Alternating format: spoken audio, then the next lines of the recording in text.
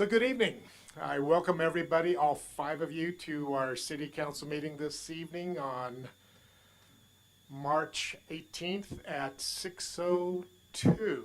And with that, could we please have the Pledge of Allegiance and please join us as you can. I pledge allegiance to the flag of the United States of America and to the republic for which it stands, one nation, under God, indivisible, with liberty and justice for all. Thank you.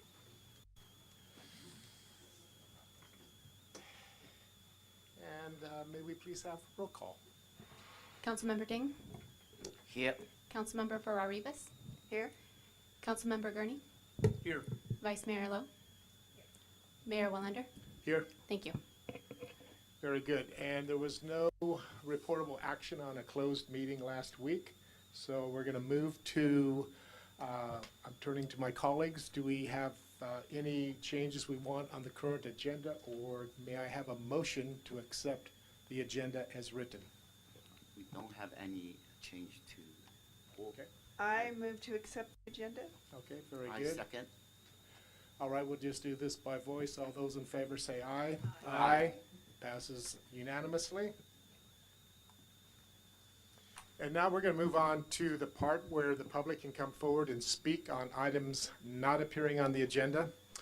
And the good news is you have that opportunity to come forward. The bad news is we are not in a position where we can ask any questions or take any actionable movement on it. So, but we will be listening. So at this point, if you'll come forward, just identify your name.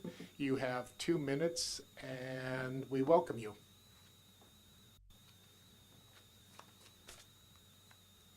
Okay, so am I in charge of this little timer, or do you all do that?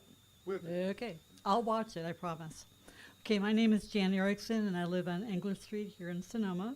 I'm a 53-year resident of Sonoma, and I started my career here as a teacher and then as an administrator in our local school district. I'm also actually in my 53rd year as an educator. I'm still doing the work with kiddos. So currently I serve on the board of the Sonoma Community Center, the Arts Guild, and Music in Place. So as you can see, the arts are very, very important to me. I see Sonoma as a cultural center of the North Bay with vibrant visual art, music, and events that celebrate and bring us together with a strong sense of community. The arts help generate revenue. They give our residents a sense of pride and togetherness, reduce loneliness, and improve mental health, especially for our vulnerable populations. Firsthand, I have seen thousands of adults and children in the last 5 years climb the steps of the historic community center to attend ceramics, painting, drawing, fiber arts, culinary arts, and paint classes, and the multitude of cultural events held year-round. They leave those classes with the 3 E's: enthusiasm, excitement, and enrichment. My heart is full when I observe children in the after-school program explore their creativity to make ceramic figures, or a print, or a freshly made dinner. We are so fortunate to have local galleries here in Sonoma with art from local talented artists displayed. Our town is full of music for all genres for us to appreciate and enjoy. So as you can see, I'm an art enthusiast, and I urge you all to include funding for public art here in Sonoma to keep us going. Thank you so much. Thank you.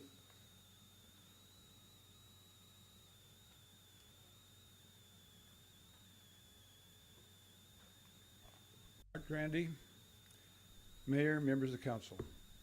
I would like strongly to recommend that the land use designation in the proposed general plan be broadened to include more examples of commercial activity beyond just a hotel.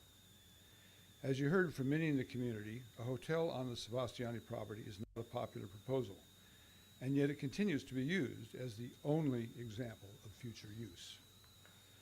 The benefits of a retirement community or senior living center seem clear. In addition to contributing to the city's overall housing target, it would bring in a stable population of residents who will be part of the community without adding significant traffic or pollution or draw upon the city's limited resources. It would blend in with the surrounding residential neighborhood as long as it is size appropriate. Several of us in the neighborhood arranged a discussion with the CEO of WellQuest Living, a well-established developer and manager of residential retirement facilities in California and other states. He confirmed his interest in considering a proposal for the property and hopes to engage in conversations with the owners of the property if zoning would allow it. Why not specify this type of potential use in the general plan for which there is an interested developer, which would signal to developers that the city is open to more than just a hotel? Thank you. Thank you very much.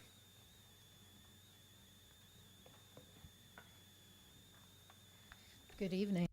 Hi, my name is Melissa Bingham, and I'm the Executive Director of Music in Place. As someone who spent most of her life and career dedicated to the arts, and as the head of a family that moved to this community 12 years ago to give our children an arts-based, Waldorf-inspired education at Woodland Star, I'm here to speak in support of the council approving implementing funding for the city's new public arts program by moving forward on sustainable funding. Having grown up and lived in communities where public art is valued, funded, and accessible, I can personally attest to how it has enriched my life and the lives of my children.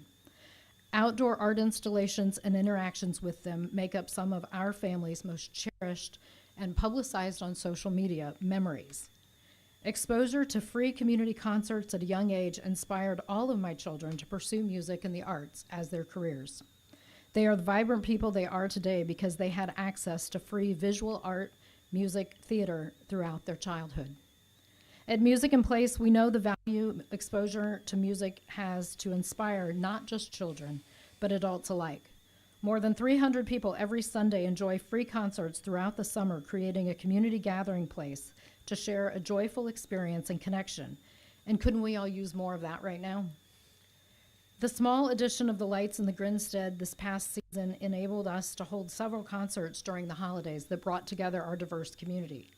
Think of what we could do if we had a more permanent installation of lighting in the plaza throughout the year. Free and accessible art makes a difference in communities. Research shows that kids' test scores improve, social and emotional health improves, creativity soars. In adults, mental health improves, community is built, and a sense of belonging is created. Art matters. Music matters. Please fund this initiative to bring more public art to Sonoma and her residents. Thank you very much. Okay.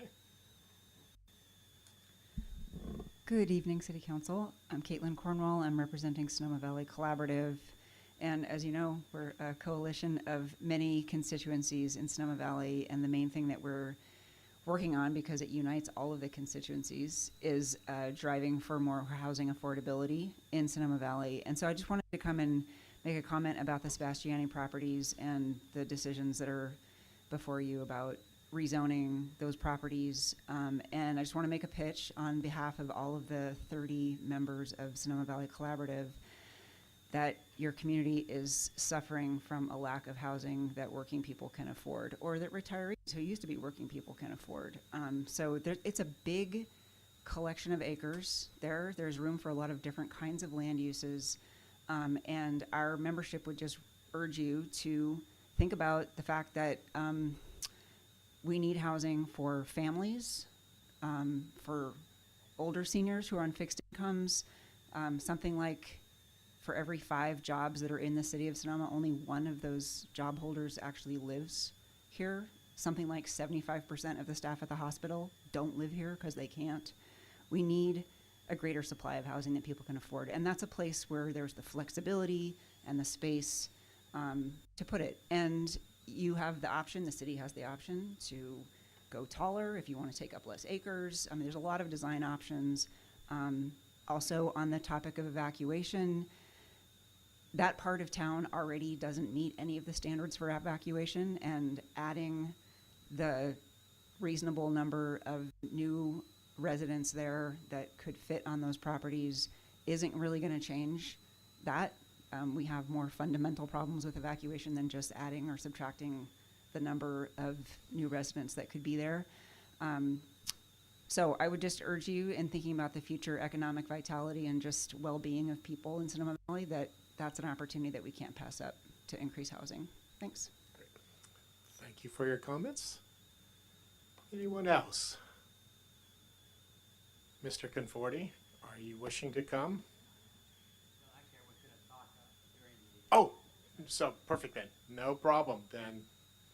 That's good. So I'm seeing no movement to the podium, so I will close this portion of the public hearing. So at this time, we're going to bring up any meeting dedications, and I believe we have one. Please. Hi. Yes, I would like to dedicate this meeting to Betty Blake. Betty passed away in December. She is the mother of Melanie Blake, who is formerly on the school board and principal at Dunbar School.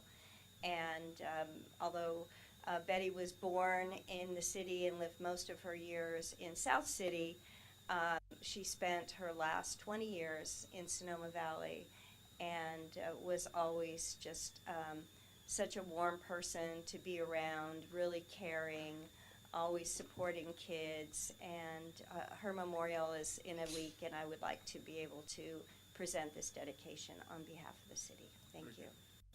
Thank you very much. Now we'll move to council members' reports and updates and comments. So let me go to the opposite end. May we start at this end? Oh, let me come back to this end. Yes, please. Okay, thank you so much. Couple of meetings I attended. I'm on the Sonoma County Transportation Authority, and as I was joking with the mayor prior to the meeting, I like to call it the 101 committee, because most of everything that's discussed there has to do with what's happening along the 101 corridor.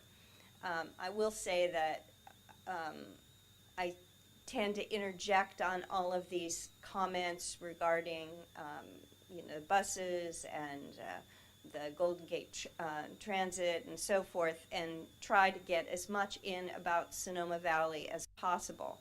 Currently, I think I've said at this meeting I'm a sort of a thorn in their side, but I'm a thorn in their side about the bus route from the Horseshoe at the City Hall to the SMART train.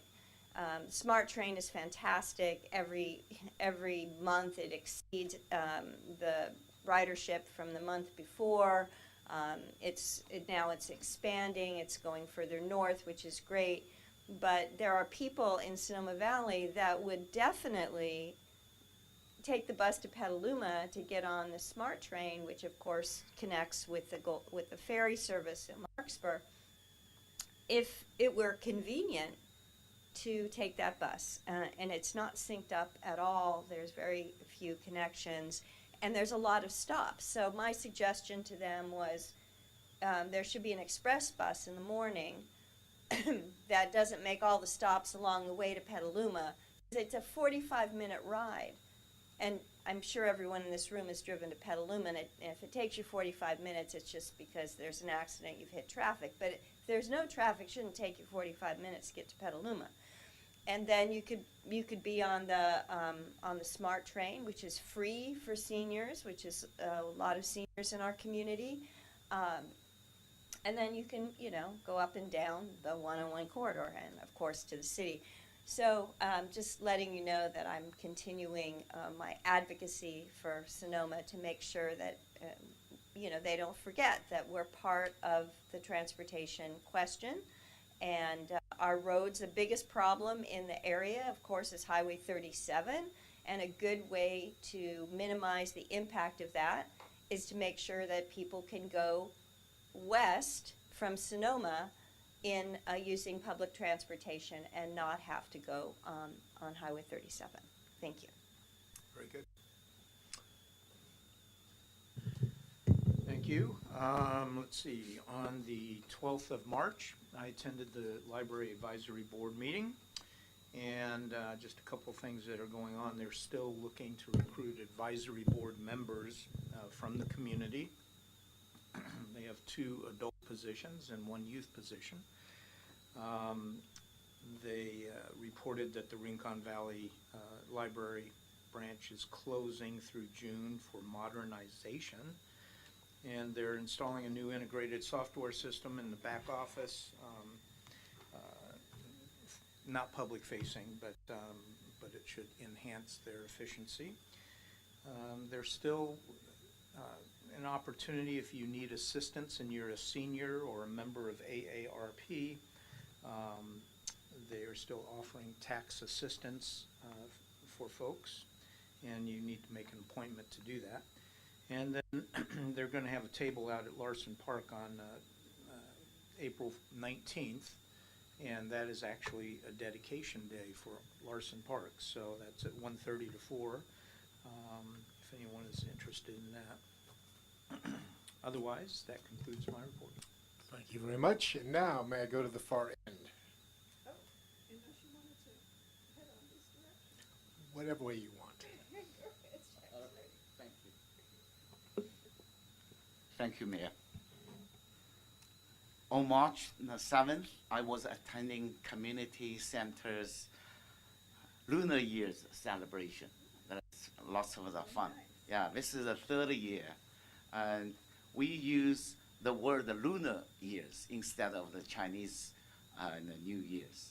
It represents, our inclusiveness and bring them more different cultural backgrounds people come. And we got a partnership with the Santa Rosa Redwood and Empire Chinese Association. This is the 3rd year for them, send over line dancing and dragon dancing. I'm so impressed that on the local Sonoma, couple of the young people already enjoying with them and performing this year.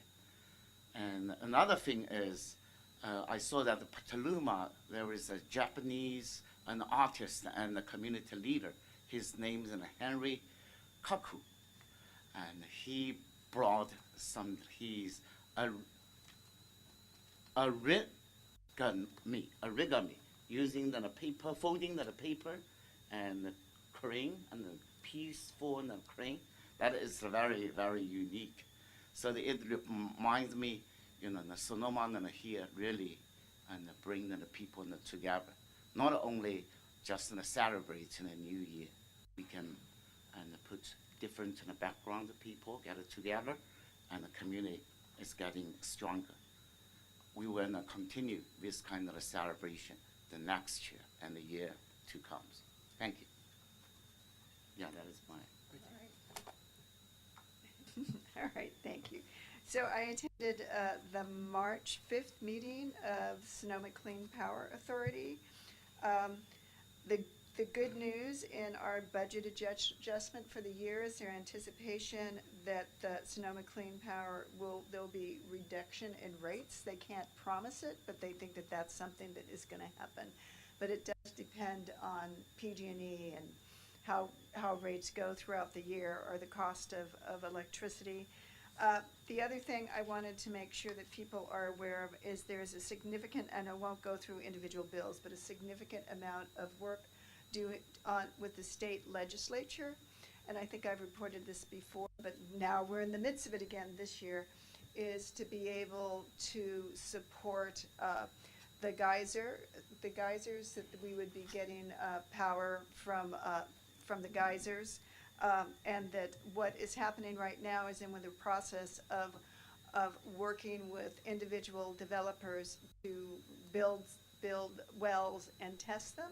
That's the most expensive piece to do and the hardest to get money for, but one of the things that happens is a vast majority of the electricity that we get in regards to coming from geothermal comes from out of the state, comes from Idaho. And Idaho, for example, has a great program there where they're using geothermal, and it's been a big boom to their economy and created many jobs. And so that's what we're trying to do here in Northern California is to be able to bring that industry here, to be able to right now the legislation, a lot of it is to make it easier for us to be able to do the geothermal testing. So if we test one and it meets certain environmental records, that we would be able to go and test other sites in that area without a lot of excess, regulation to move forward. But so just be following that. The other thing is just continue to encourage people to become part of Grid Savvy. Those of you that are not aware of Grid Savvy, what it does when you join Grid Savvy, it allows you to be able to monitor the best time for you to be using your appliances during the day. Tells you, and when you do that, especially if you have solar and you have your own electricity generated from solar, it allows you to be able to bring the price of your electricity down. And then the last thing, just so that people are aware, we've been getting funding to be able to support a number of the low-income communities to work with individual community members to be able to have them get all of the benefits that they can by going to electrification in their house. And, at Sonoma Clean Power, you can get a whole packet of, it's actually a bag. It's more than a packet. It's a bag of all sorts of devices that you can utilize throughout your house to help you reduce your cost of electricity. And anyway, so affordability, I know that's a big word these days, but affordability is really key to Sonoma Clean Power, and moving the usage of electricity so that we are not using the solar and wind electricity, which you gain from your if you have solar or any solar institution, that you're not using that at night, that you are using that during the day. And one of the big things is people think that they should charge their cars at night, when really we want those cars to be charged during the day. So that, because when you charge it at night and use up the electricity, the next step is to go to natural gas. So that's what we're trying to eliminate. So thank you. Just many reminders and mostly good news. Very good, thank you. I have three quick items. On March 10th, I had a chance to go to a ribbon cutting at the ticket office for the film festival. So I would like to encourage everybody to go out and participate in the film festival, something that I believe we're tracking to, what's the term? Overtake Sundance, possibly, in terms of popularity and return. The second item, I had a chance to go to a fundraiser at Hop Monk for Catholic Charities, and you may be familiar with Catholic Charities in terms of some of the providers that some of the work they provide regarding our homeless, but they also have a very active program for supporting immigrants. And it was this occasion where they gathered, and our supervisor, Rebecca Hermosillo, spoke briefly. And again, it was an opportunity to hear of good activities and how we are playing a part in trying to bring a little bit more calm to this chaos. And then on the 12th, I had a chance to tour, the a place up in Los Guilicos, which is an area where we still have the juvenile hall facility. But from the old facility, they've rehabbed it and have created some small homes for the unhoused, and had a chance to kind of walk through it. Nolan Sullivan is now our director that will be now working with David Guhin on a lot of topics, but he has great vision for what other opportunities could take place on that campus.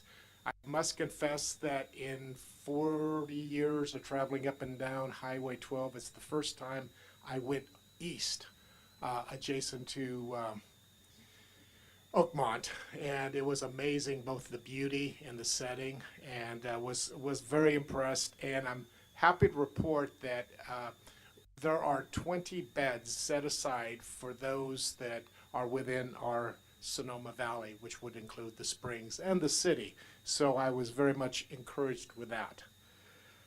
And that ends up ends my report, and as you can see, we are missing both our city manager and our community development director, but we're counting on our attorney to fill in the gap. Thank you, Mayor Wellander. I do not have a city update as the city manager would, but in light of the fact that April 1st is coming around, I wanted to remind everyone, of course, you've already filed your Form 700s, but April 1st is the deadline.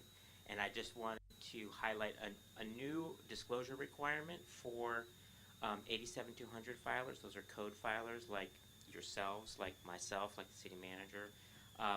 AB 1286 now requires that we disclose prospective employment when we complete our statement of economic interests.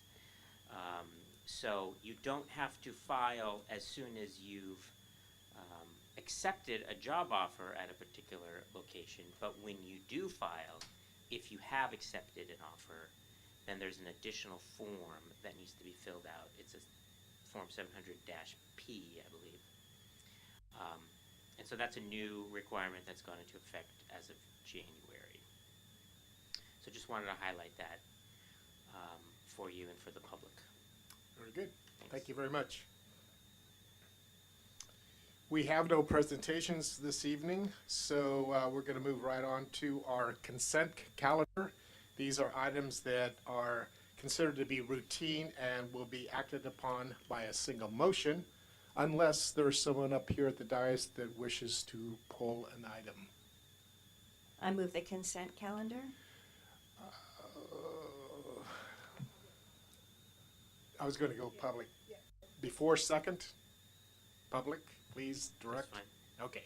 Anyone from the public who wish to come forward and comment on our consent calendar?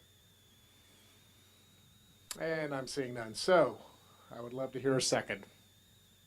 I'll second. Very good. I will give more credence to this. So can we have roll call, please? Councilmember Ding, Aye. Councilmember Farrar-Rivas, Aye. Councilmember Gurney, Yes. Vice Mayor Lowe, Mayor Wellander. Yes. Thank you. The motion carries unanimously.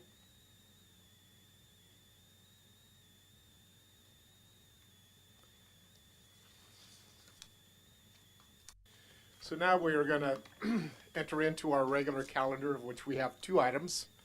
And the first item is going to be the presentation of the 2026 Climate Action Commission Annual Work Plan. And we have our new addition to city staff, Antoinette Freeman. Please. Good evening, and Mayor and Vice Mayor and council members. Thank you for having me. It's great to see you all again.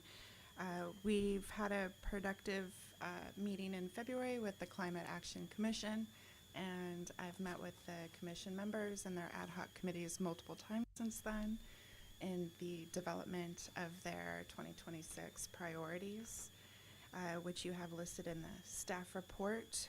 These priorities stem from the climate action strategies that was adopted by council in 2024 and is the guiding document for their work plan this year. What they will be focusing on in various ways is continuing to identify grant opportunities and engaging in public education and outreach activities, identifying which ordinances and policy topics are realistic for 2026 to work on, and gathering metrics and data that we can use in a project that I'll be working on, which would be a public-facing climate action strategy status database that people can view. And they will be continuing to look at water conservation opportunities for their focus areas. They developed 3 ad hoc committees in that meeting. Each will have focus on some of these items, and the first is the education. They came up with a very long name. The Education Community Involvement and Outreach Committee. I am currently working with them in preparation for our inaugural Earth Day event on Saturday, April 25th. The second ad hoc committee is called the Metrics Committee. They are going to be gathering data and helping me organize data for our dashboard and for use in further programs or grant applications. And the third committee is the Climate Adaptation Committee. I met with them yesterday to further define what does adaptation mean for Sonoma. And what they sent back is they are going to be doing initially local hazard mitigation planning with the first draft out from the county for Sonoma County's hazard mitigation plan. They are going to be analyzing that and identifying areas that are specific to Sonoma that need focus in Sonoma. And that's where they're going to begin. And all the committees are enthusiastic, and I absolutely enjoy working with them. So this is what I will be supporting them with in 2026. I will also be working independently on my own work plan and a number of other items that align with our climate action strategies as well. Very good. Do we have any questions for staff? I do have a question. So in looking at the, thank you very much. Glad to see this is all moving forward, and the report was good to see kind of all the underlying work that's happening and going forward. But in regard to the Climate Adaptation Ad Hoc Committee, is there, I'm not quite sure where to connect that to specific areas of focus in 2026. Are they going to bring back some new areas of focus for that? Yes. Just clarification on that. Absolutely. That's a great question. I had the same question for them. So I think what they're doing right now is researching the county plan and then researching the current Sonoma hazard mitigation plan and identifying where there are areas that align in sustainability and climate action that we can add to the climate action strategies. I believe, and I don't want to speak for them, but their goal is to add an additional section or chapter to our climate action strategies that focuses on this. And what some specifics of what they were considering that align with climate action and hazard mitigation are heating and cooling centers, availability of those, urban alignment with some urban canopy areas, and creating cooling areas in that way, and a few other very specific items that they want to see if they are being addressed in the county's hazard mitigation plan, and if they aren't, what can Sonoma do to be more specific, and what are some actions we can take to implement them to adapt versus to prevent or take other actions, which are the other committees are doing. Good. Yeah. Does that Thank answer you. your question? Yes, thank you very much. Yeah, sure. I have a question. You mentioned about the education outreach program.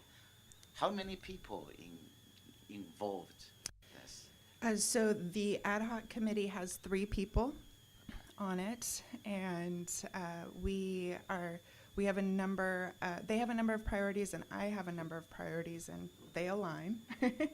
So there's a number of things we're going to be working on together, and one of the ideas that they had is to create a city sustainable events calendar of things that are not only happening here in the city, but maybe around the county, that because there are so many enthusiastic residents here that people can attend or get involved with, is one of their ideas. They're really event focused, and I appreciate that as a former event professional. So yes, there are 3 of them. Thank you. Yes. I'm just curious on your ad hocs. Is this going to be for a 12-month period for the calendar year, or at this point? Correct. Okay. Yes. Well, I don't have any other questions, so if I don't see anything else up here, I'm going to say thank you and then open it up for the public to render some comment if they so choose.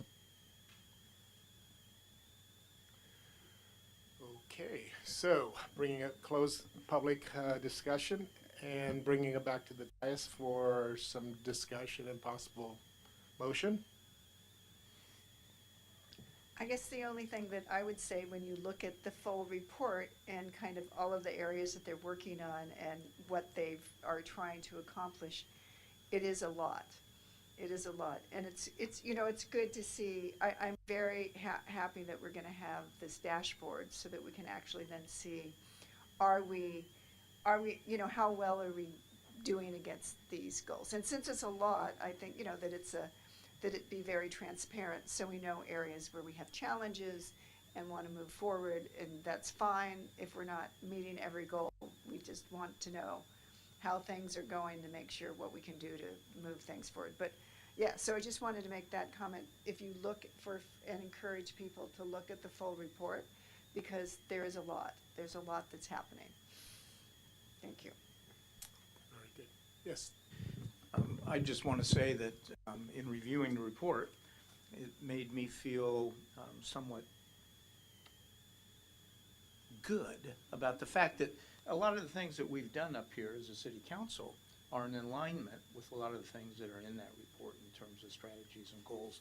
So, you know, it's nice to see that there's a synergy going on and that we are making some progress. Okay, yes, please. I just want to point out the obvious, that it's not yet spring and it's 90 degrees in San Francisco. And if you look at the New York Times today, it'll show you what flooding will occur in the world, and specifically in California, if there are icebergs or whatever, glaciers, or, you know, they break apart. I'm not using the right word. I'm sorry. But a lot of the mapping on that shows California. And, you know, specifically I looked at the area around Stockton and the Delta, but that's not too far. So I just, you know, people keep thinking this is something in the future. Well, it isn't. It's like right now.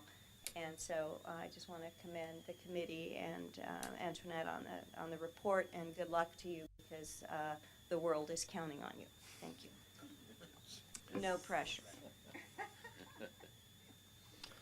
Well, with that comment, do I have a motion, please? I have one more comment. Oh, comment, please. Yeah, as we mentioned, we already have a lot of the strategic policy existing within the city. The issue is how we can carry it out, and also, and I think not just generally reports. In the future, I suggest maybe we have any measurable action. Do this, do that. I know you already started for the ad hoc, this kind of committee. In this way, and let community know and how far away from the right now to our goal. Another thing is, climate change actions always related with our local housing and transportation. So that these are the two items we can be integrated together and move forward. That is my comments. Thank you. Thank you. So with that, do I have a motion to approve the proposed 2026 Climate Action Commission So moved. work plan?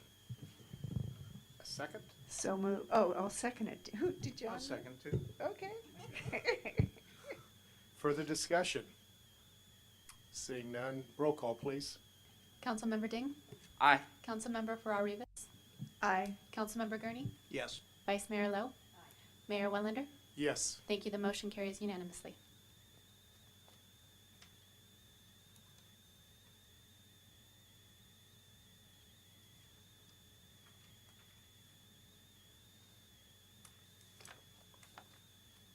All right, now we're moving on to our last item under the regular calendar. That's 9.2, and that is to accept the City of Sonoma's General Plan Annual Progress Report and direct staff to distribute to the California Department of Housing and Community Development, HCD, and the Governor's Office of Land Use and Climate Innovation, LCI.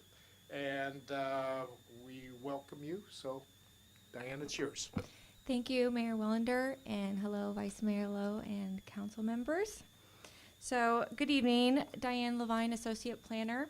And as Mayor Wellander provided, I'll be doing an overview of the 2025 General Plan Annual Progress Report, which also includes the Housing Element Annual Progress Report.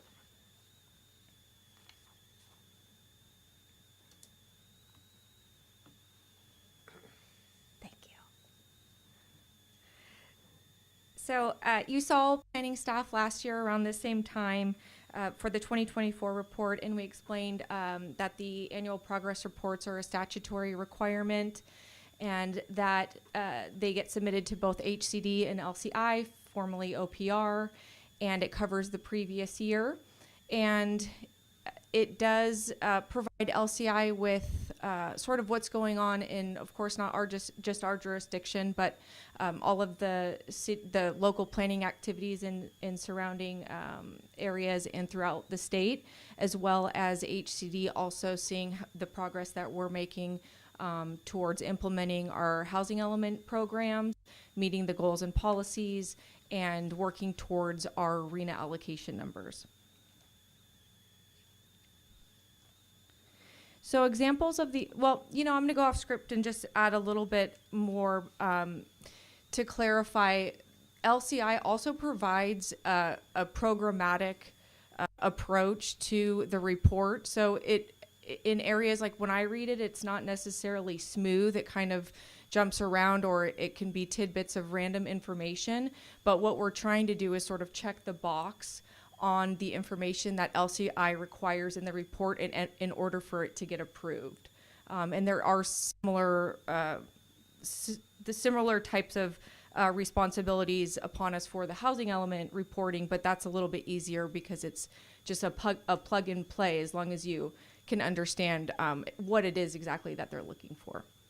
So with that, some of the information that we provide in the report includes an update on the city's general plan, which the draft elements have started being released as of last year, and accomplishments such as the tree inventory and urban canopy assessment, the EV Readiness Award, which Patricia, I believe you were there to receive.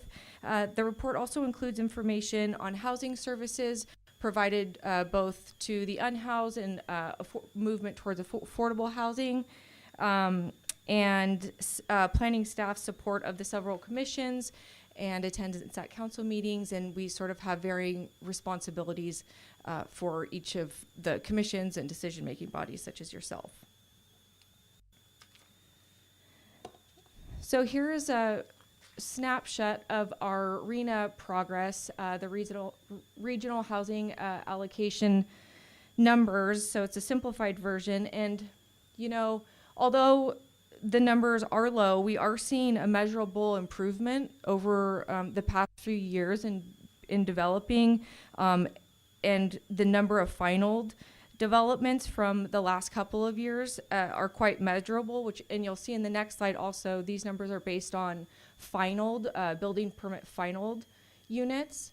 And so we also do have a lot of entitlements that have just not been built yet. And then we also have received quite a number of larger development applications that are still going through the planning division.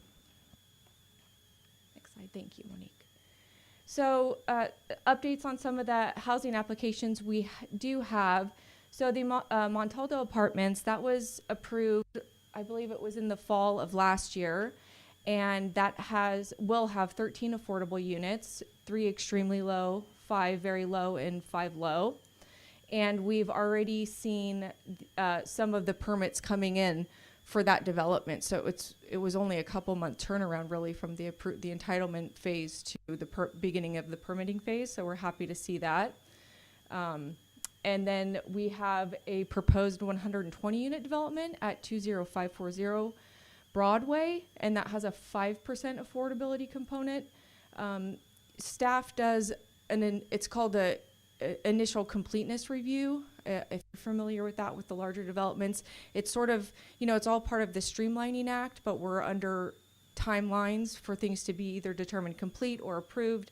And so the latter 3 projects on the screen are in that incomplete stage where they've been determined incomplete because we're missing really crucial information to make a determination, and we need that information to keep going forward with the analysis.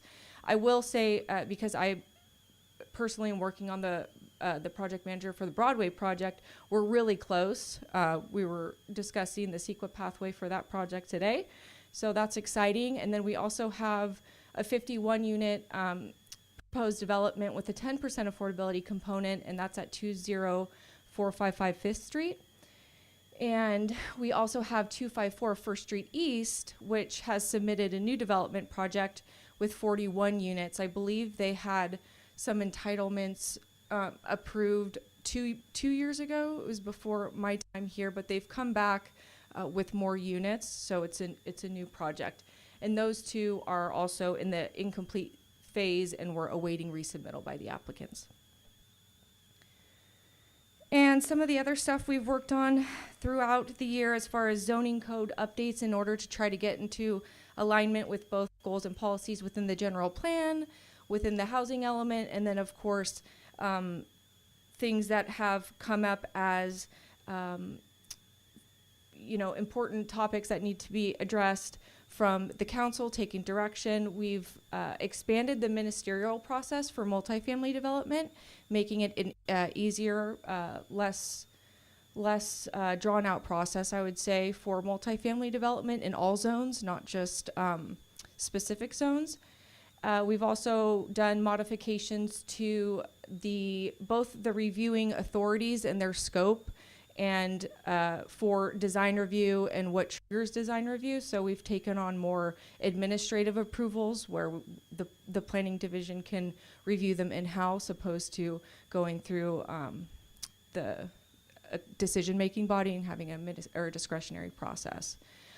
We've also done zoning code amendments to accommodate the low-barrier navigation centers, supportive and transitional housing, residential care facilities, and I believe that also helped with the warming and cooling centers that Antoinette was speaking of earlier. And that was to help support alignment with Program 15 within the housing element.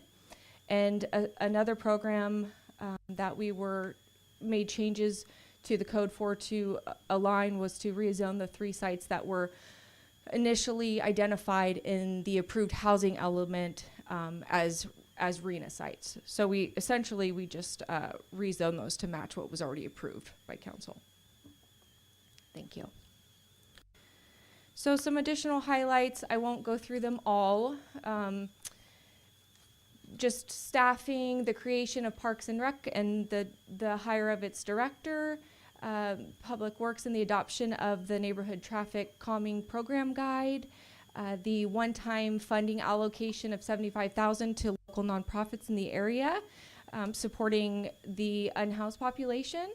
The planning division also processed 50 entitlements, so that has to do with development, processed over 500 building permits, and we also completed the 2024 APR.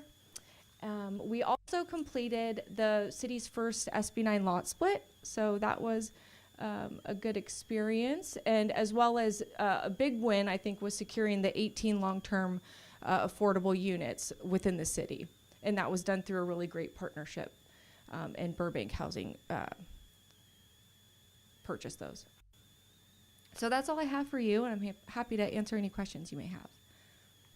Okay, thank you. So, any questions for staff? Yes, please. I'm just curious about the SB9 lot split, just because when SB9 first came on the horizon, I mean, the worry and hyperbolic language that came about was concerning, and so we've done it. And can you just kind of, give us some specifics as to what was done, and just maybe to put people's minds at ease that this is not going to be a horrible situation? Yeah, I think that there's a couple of things. Well, they received their planning entitlement, so there's a number of criteria that have to be met in order for them to be able to move on to the next step and do the permitting and, the proper utilities and infrastructure for the creation of the second lot. So they received the planning entitlements, but they haven't moved towards the other ones for development. However, I would say that, you know, when this first came out, I too, even as a planner, was thinking, no way, they're really, you know, but as we move forward and as we address the need for housing, not just affordable housing, just housing in general, or housing that is affordable, I think that it's a great tool, and we see applications for ADUs and JADUs every week. People are developing their lots, and you just don't notice it because, you know, we do try to, although the state has taken a strong stance, we do try to implement objective standards that ease at least the impact of more development. And so I think that the development of SB 9 lot splits is not as dense as we're now seeing anyway. So it's a little bit, it's more palatable just because people are becoming more educated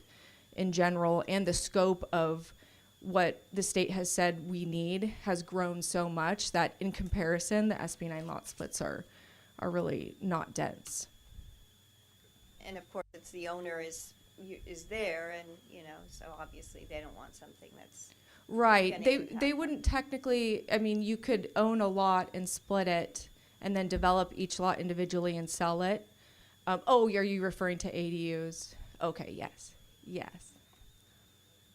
And they're only permitted in certain areas, which are generally pretty low density as it is.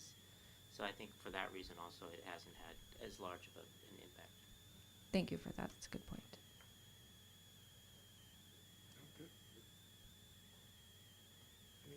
Any questions at the far end? I don't have questions. I may Okay. have comments later. Okay, super. Okay, thank you. Couple of quick questions. Under the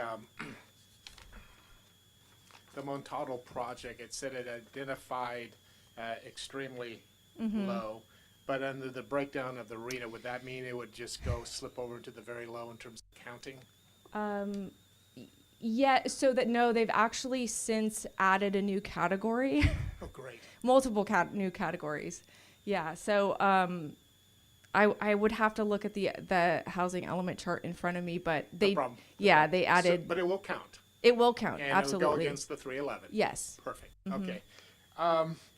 What kind of response do you expect to get from HCD or LCI from this submittal?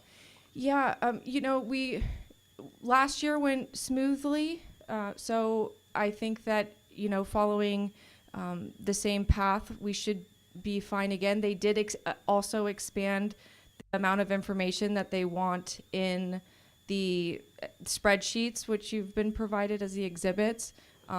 It is increasingly, they're wanting more, so Okay. we're providing it, and yeah, I don't anticipate any issues. And if you refresh my memory, we are in year 3 of our 8-year housing cycle. Yes. And if you were a betting woman in Vegas, how are we doing? Would you say, given your vision of what's cooking or what's in the pipeline, Am I allowed to say I don't bet? you can. No. You know, it's hard to say, and perhaps David has some more to add. Personally, I've worked in another really small jurisdiction, and I value traditional characteristics meeting affordable housing, and I know that from my standpoint within the planning division, we're doing our best to try to achieve both of those at the same time, and it's really difficult. Yeah. And a lot of jurisdictions, especially smaller jurisdictions that are built out, are having trouble meeting their RENA numbers. David could probably say something more eloquent. The requirement isn't that we meet them. I mean, our requirement is to ensure that we've planned for the development of them. The opportunities there. Exactly. Yeah, okay. And these progress reports are important because they have to be filed. I'm sorry. You get in trouble for not filing them. The legislature can decide, you know what, who do we pick on? And then they decide, well, let's pick on people who aren't up to date with their progress reports. So. Okay, so the good news is it looks like they won't be picking on us. So anyway, I have a follow-up to that. please. So in looking at the numbers, one of the things so it's a little bit along the same lines as the last number, but maybe question, but it might be a little bit more specific and not so much a betting question. Is when I'm looking at the percentage of affordabilities in each of the individual ones, I mean, it looks to me like if we were to move forward on all of these, and we're moving well towards, our arena numbers, but it doesn't look like we're moving to meet kind of for the very low and low, and, Yes. Yes, that's your there, perspective on that. Yeah, so there's, different densities and affordable, the number of affordable units can get you different concessions and waivers. So if developers don't need those to achieve the type of development they're looking for, then they're less inclined to provide those units because they have investors, and it's generally boils down to just money. So that's why we do go above and beyond in the code for density, but we still, so Montaldo did use the density 20%. However, you'll see with the Broadway, they're just doing the standard 5% affordability, which is in the state law. So, and they still are allowed a certain number of concessions and waivers with just 5%. Versus in Sonoma, I thought we were at 25%, so. Yeah. Yeah, my understanding is that when there's a threshold of the square footage of the unit. Oh, affordable by design. Yeah, so 750. that's what I thought these were. So these are doing the affordable by design. Yes. Which we understand. Yes. Can be difficult. Please. Yeah, I have seen a lot of it in details. That is great. And these kind of reports and the procedure is required every year, or? Yes, every year. All right. Just the reporting, or they will put some of the comments, because you mentioned about they ask you added some spreadsheet. Yeah, so maybe I spoke too much on that. As far as the spreadsheet, of course, you have to enter certain information, and that's telling them how essentially how much progress you're making towards your arena allocation or whatever programs your housing element said that you were going to implement. So it's a way for them to look at your progress. Okay. But as far as entering, sometimes their site is just really clunky and tricky. But all jurisdictions, I mean, we have meetings together about how to deal with this. Yeah. I encourage our staff, sometimes we can ask some of the questions. And in this way, this reporting procedure will become the policy feedback, how let us got a chance to improve. Yeah. That is my question. Thank you. Well, very good. I think at this point, we'll thank you, and it will give the public an opportunity to come forward and offer comment. Thank you.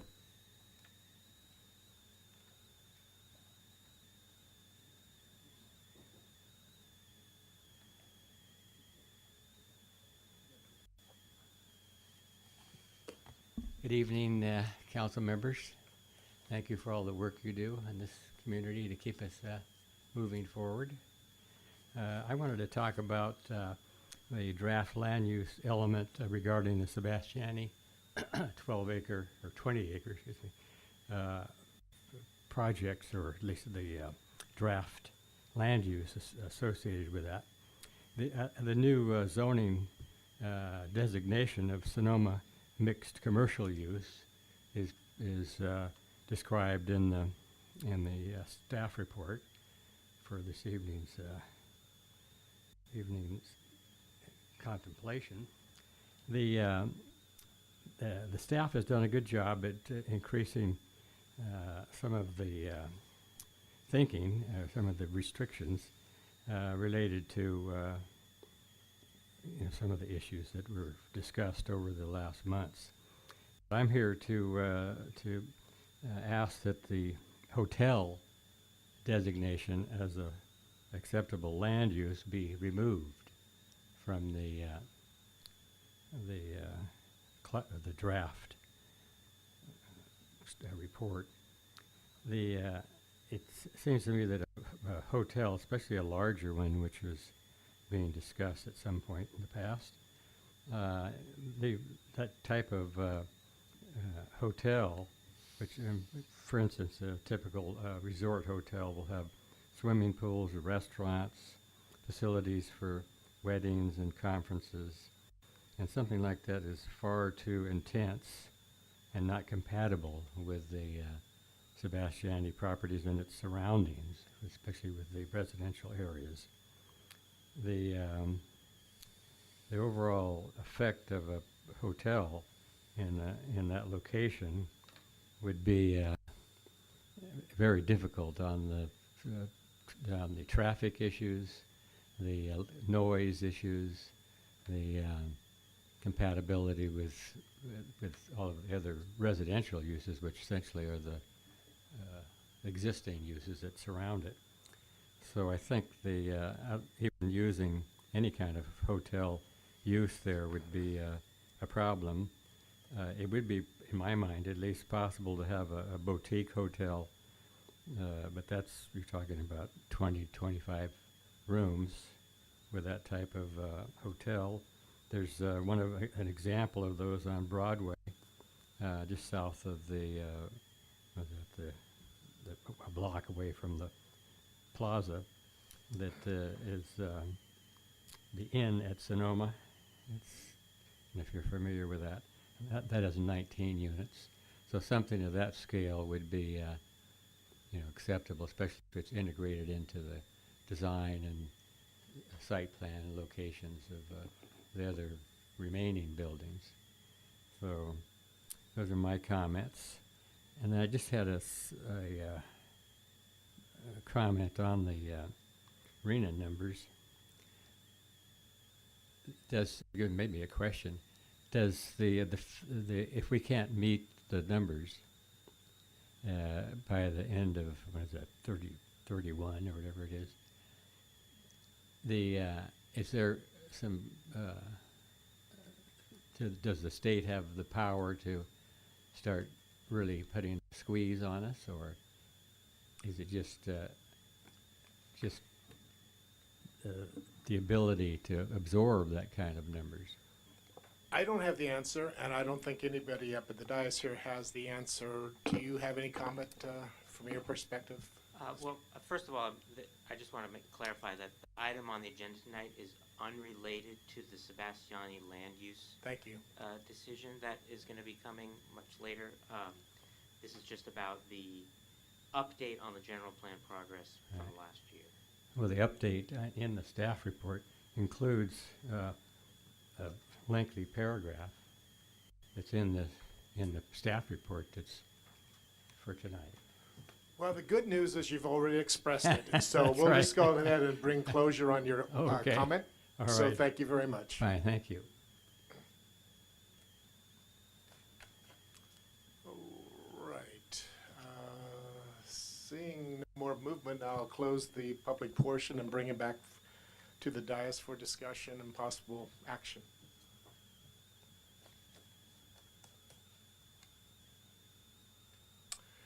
I do have one comment, at least to start with, regarding the RENA number. I think that you may recall in the fifth cycle, we only had 113 housing units that needed to be built. And we were very fortunate because we had the Altamira project on Broadway that took a lion's share of that, which meant that we met our RENA number for the fifth cycle. And I think our hope now for this sixth cycle will be to create an environment of welcoming some possible other developer that will give a focused, affordable housing complex. That would be great if somehow we could attract and find the right site, because that would be about the most effective way of getting those percentages.